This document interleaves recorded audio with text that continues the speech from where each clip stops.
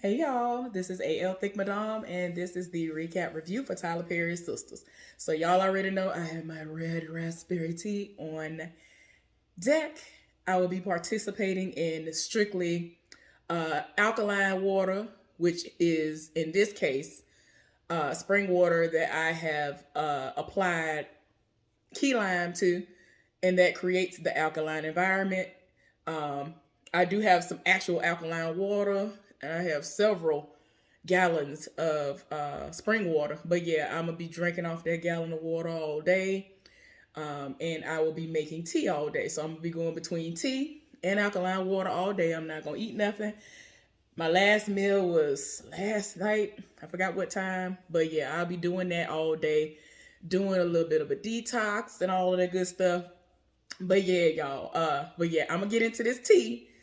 So y'all know y'all gonna see me sipping a little bit. So let's go ahead and get into this recap review. So the episode started where it left off last time with Hayden, old Hayden behind, rolling up at Zach's house. And it's like, I'm gonna need for you to get a life. People like him, I cannot. I can't.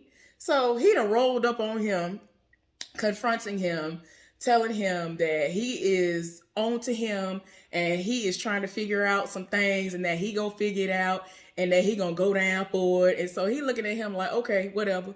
Like, I don't understand. Like, why are you so invested? Like, do you think you're gonna get Fatima? And so he was like, yeah, pretty much. He sat up here and told him, look, you got 90 seconds to get out my house. Then he told him he had 70 seconds. Then Zach ended up threatening this fool. And he was like, you know what, I'm going to let that slide. And then continued his little spiel. And I'm just like, I don't understand where Hayden creates this confidence and this just self-reassurance that everything that he think in his mind is going to happen. It's the delusion for me. I'm not understanding. I don't understand. Because Fatima has clearly told him, you were trash in bed. I don't like you in general. It is what it is. And he's short on top of that. Like, I feel like when Fatima take her heels off, she taller than him. And I'm like, I would have been devastated as a man for a woman to tell me that I'm trash, sex-wise. That should have been enough. That should have been enough of a shot to your ego and everything else, manhood, for you to say, you know what, let me go somewhere and get my life together. You ain't even stepping your game up in any capacity. You act lame in regular life. Your game is trash. It's like, anyway,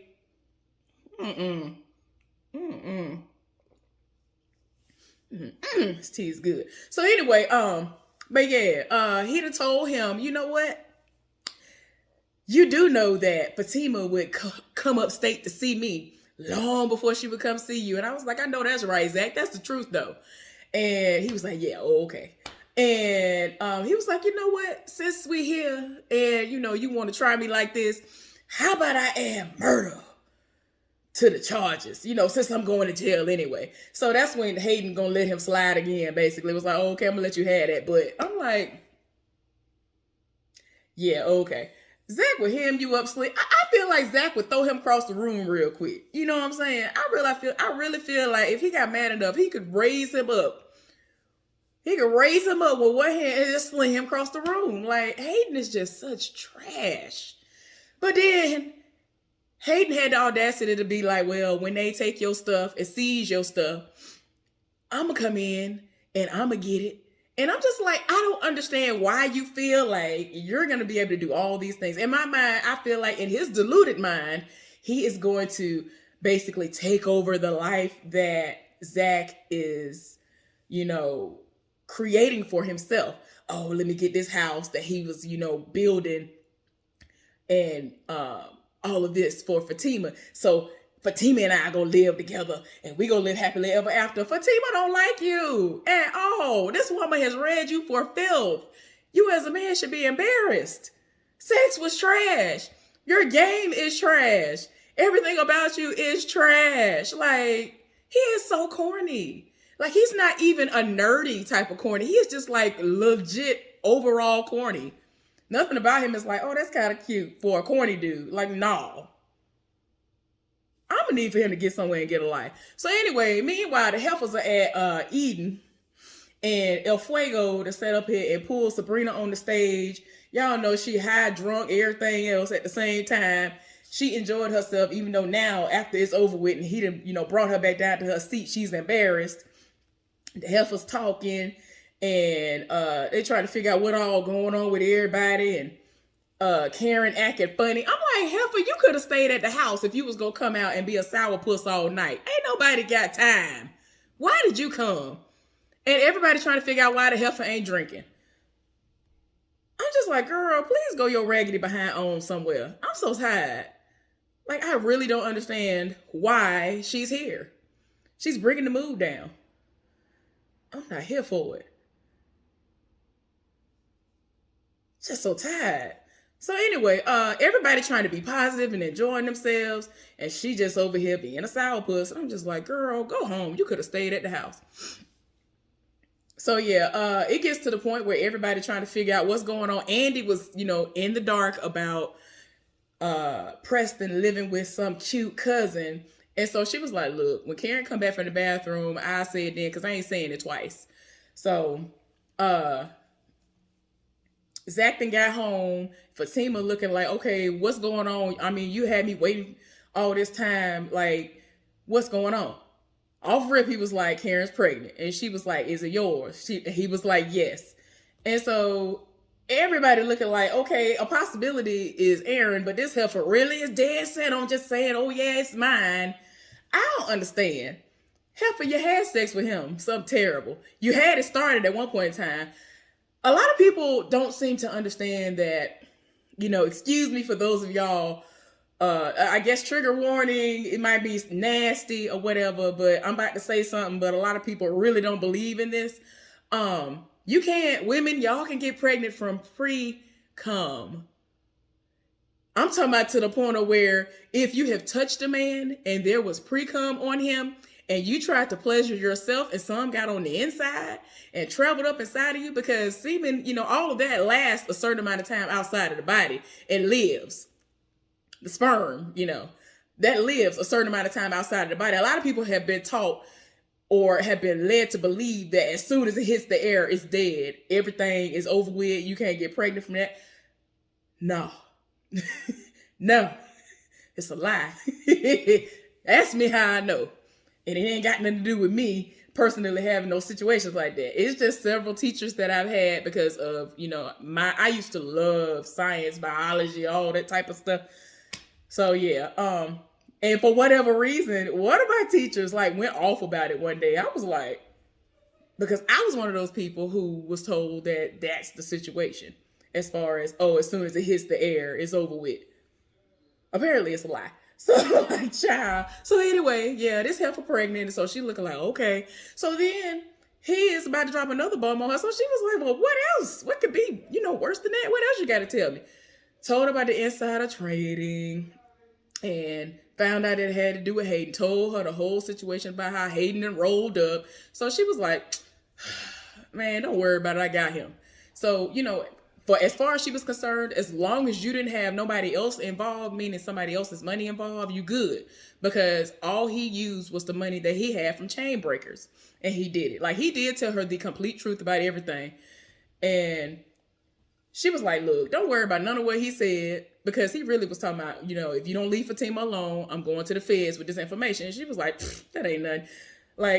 Fatima had me dying though. I ain't gonna lie, I would have did the same thing, because when everything first started, she already had a glass of wine in her hand and she was drinking. And then she ended up pouring a bigger glass of wine. She almost had that thing about to be all the way up here to the tippy top. I said, and so she was about to close the bottle back up. He was like, no, don't close it. He was just go sip from the bottle. Everybody tied their spirit. She was taking big gulps whenever she was drinking. Because everybody is real tired. So yeah. So now back at Eden, the ladies learn that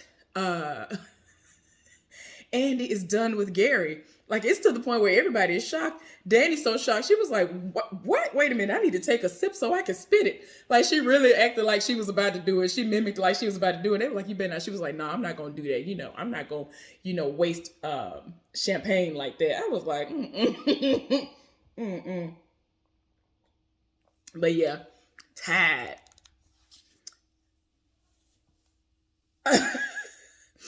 But yeah, again, everybody is still trying to figure out why this heifer don't want to drink. And so she was like, look, y'all drink and I'll just drive y'all home or whatever. Because Danny was like, no, girl, you can drink too. I'll drive us home or whatever. Because that heifer, she can down half a bar and still be all right. She probably one of them drinks everybody under the table, all the grown men and all of that. So look like she didn't take but a couple of sips so far anyway. She did kind of somewhat pregame before she left the house. But yeah, Sabrina is towed all the way down to the ground and she rode with Danny. So yeah, everybody's like, well, go ahead and call Preston. Because he hasn't called her all day, hasn't returned the phone call. And she was like, I already called him, whatever. She was like, no, I ain't doing all that. And then sat up here and left. Everybody left. And before all of that, El Fuego rolled up and basically was like, I really wanted y'all to come. And I'm like, child, I feel like this was a double entendre type situation. The way he said it, and he was like, Danny, especially you, I really wanted y'all to come. Especially you, Danny, you looking good, and all this other stuff. Apparently, this heifer was oblivious to the fact that this man wanted her when they were in college. And they both used to be big. And so he felt like, oh, I'm big and you big. We should be good together. And it's like, I don't understand why people think I don't understand why people think that. They really be thinking they be having it in the bag. You're like, ooh, you fat and I'm fat. She gonna want me because we both fat. I just be looking at people like, no. Like, no. Like, if you a thick fine man, okay. Like, it's gotta be a special kind of fat way that you set up for me to be here for that. Because I'm fat, child. I mean, I am gonna be losing some weight, but I'm still gonna be thick. Like fine thick, even when I lose some weight. I'm just telling y'all what it's gonna be, and I'm gonna start like doing full body, things for y'all to see what it's hitting for. Cause y'all gonna be like, wait, okay, let me calm down. Let me calm down. So anyway, but yeah, they was both big, and he really was under the impression that he just really was in there. I'm in there. like old boy, everybody hates Chris. That boy said like, you're in there. And I'm like, boy. But yeah, everybody knew it but Danny. Cause she was just like, why didn't I know? And she was like, well, why didn't nobody tell me? And I'm like, child. Anyway, so like I was saying, Andy ended up leaving. Everybody ended up leaving. And they were telling her, girl, go ahead and flirt with El Fuego. Go ahead and talk to him. Because she was like, I don't want to go home because Preston ain't called me. And she's going to be depressed at the house. So it's like it is what it is. So they left her to her own devices. Well, this heifer ended and somehow made it over to, what's his name? Robin's place that he's living in. The little hotel or whatever it is that he's living in. And he done came to the door. He was like, oh, I'm so glad that you accepted my invite and all this other stuff. He done dropped a bomb on her, letting her know that he owns the firm. Excuse me? Black-owned businesses. Go ahead and put some respect on that.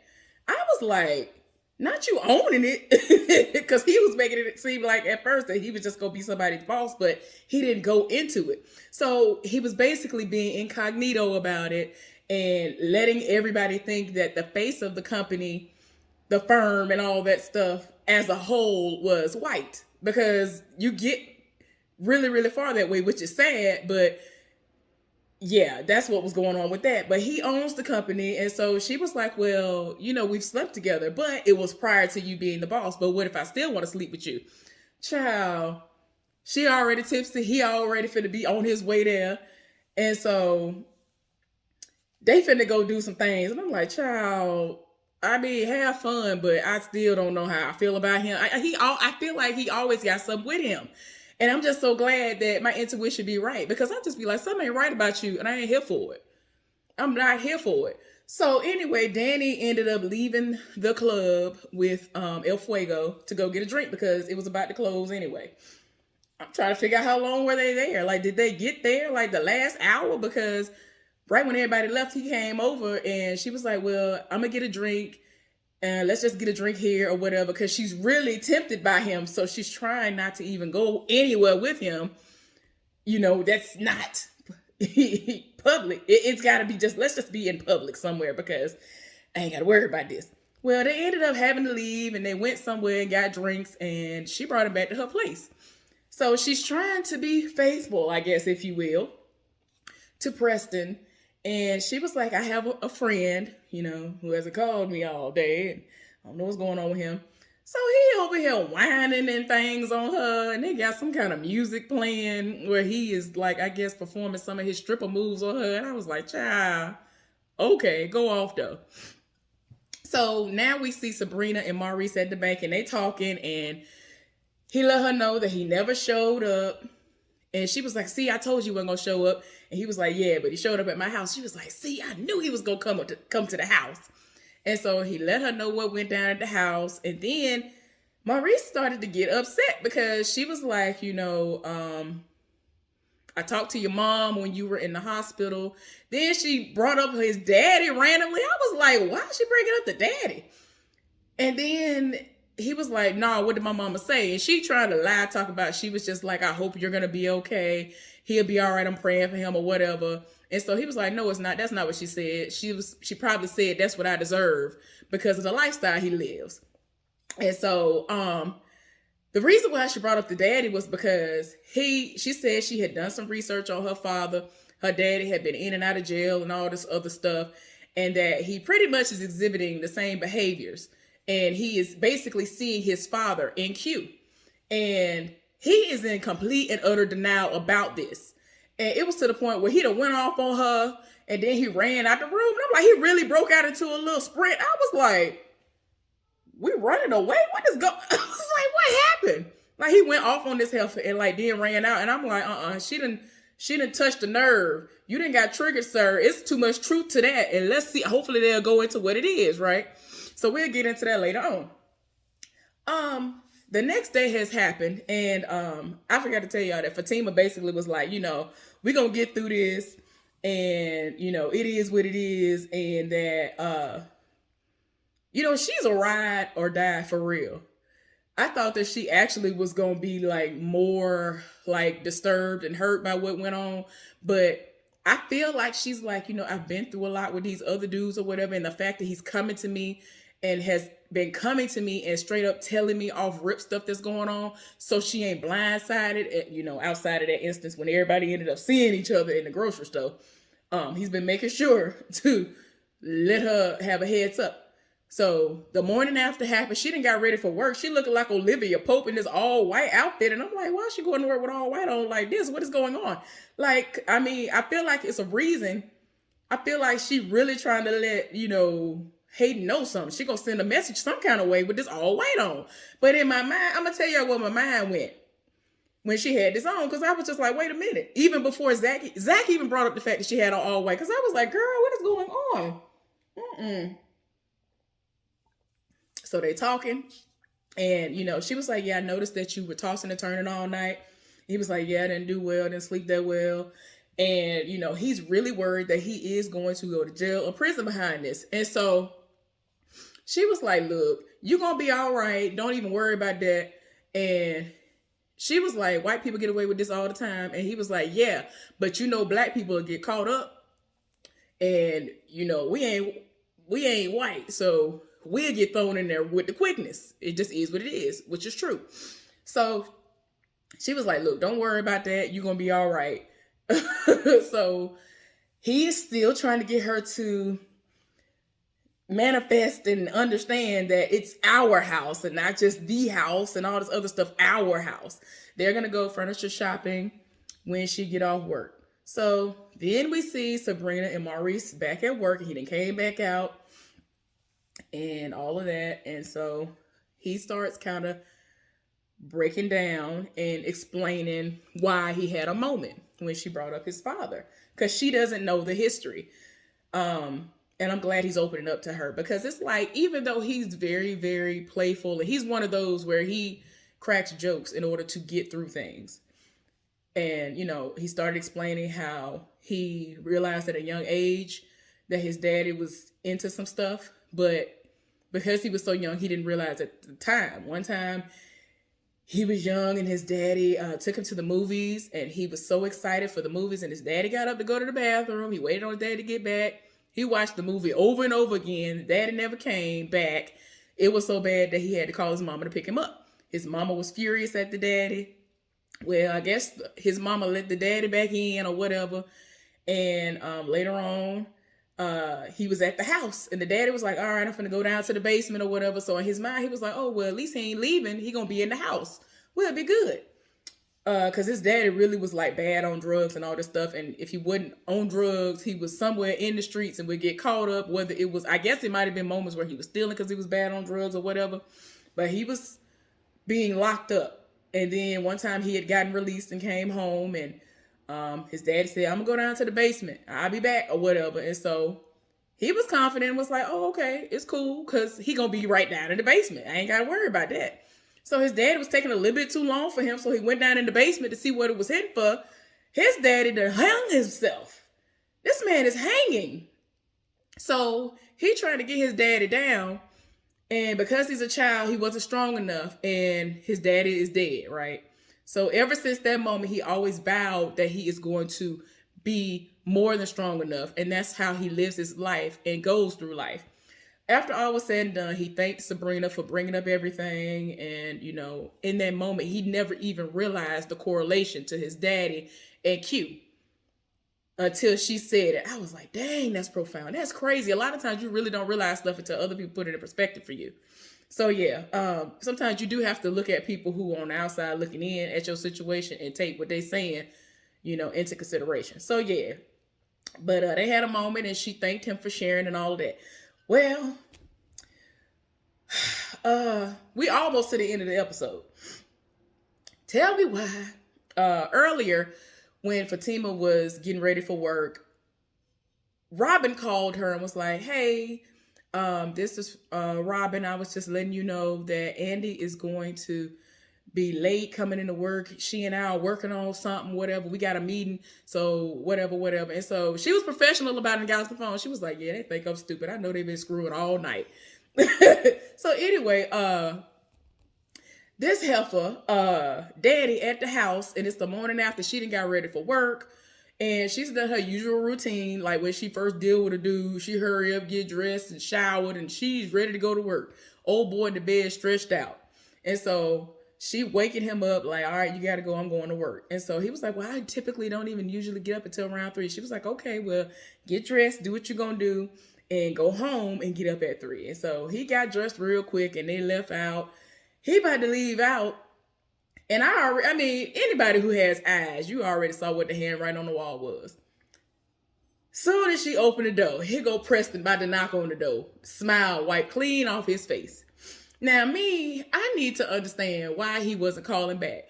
Are they going to come back next season and say the reason why he didn't call back was because he didn't have reception at certain parts of the farm or wherever the cousin lived, and he was just trying to process? Like, what are they going to say? I really want to know what the excuse is going to be, because she has been like doing the absolute most and actually trying to show that she is putting in an effort, really putting forth a good effort, and calling him because she's used to the dude chasing her and setting it off for her. So she's like, oh, let me swallow my pride and go on ahead and do what I'm going to do. But he hasn't been responding.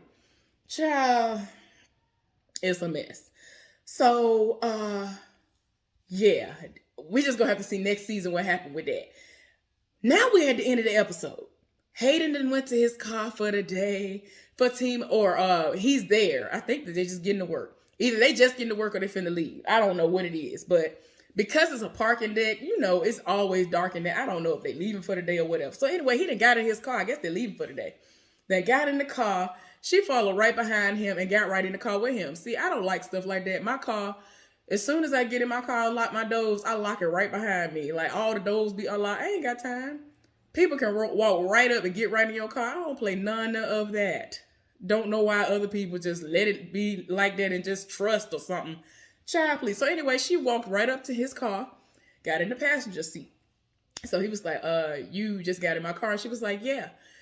So she explained to him the situation, which was like, why are you doing this? I don't understand the problem. And I mean, she read his food, told him that he's an elf, all of this. And she was just like, you know what? I'm just come to the realization that you're not going to stop trying me. You're not going to stop coming for me. You're not going to stop any of the things. I've come to you nicely. I've asked you nicely to stop, and you're not going to do it. This fool basically was like, yeah, you're right. And it's like, how you going to stand up here and tell somebody who told you they don't want nothing to do with you that you still going to pursue them? You're a stalker. You're crazy. You've lost your entire mind. What's wrong with you? So I'm like, wait a minute. Was she finna pull from the side or where she's sitting? Because I'm like, it's not making sense for her to wear all white. Ain't no way she finna pull a gun out and then have blood splatter on her. I'm trying to make it make sense. So then she pulled out brass knuckles and I'm like, wait. And so he was like, yo, what are you doing? So she was like, yeah, this is what it's finna be. She starts punching him in the face. So he was like, you gonna make me hit you. They start kind of tussling and then he hits her. And so she, has this stunned moment where she was like, oh, you hit me. You hit me. Okay. And he is not realizing that that was her plan all along. And as soon as that happened, Fatima was like, she called some people. That was the universal hootie hoo, and people appeared from a van and other places or whatever that was sitting right next to him and got right into his car yet again. Why is your door unlocked? I cannot. That's so stupid to me. That is so stupid. All you have to do is hit the button. But that's why you got hemmed up. One of them got in the car where Fatima was at. He politely helped her out the car and got into the passenger side, and they both beat him down. They beat him down. Yes. Stomp a mud hole. I've told y'all, somebody need to stomp a mud hole in him. He need to be maimed. He need a slug in him. He one of them people that you got to maim or kill him for him to stop. And I'm here for it. Anyway, thank y'all very much. Subscribe to my channel if you have not done so. Give this video a thumbs up. And let's talk about this foolishness down in the comment section.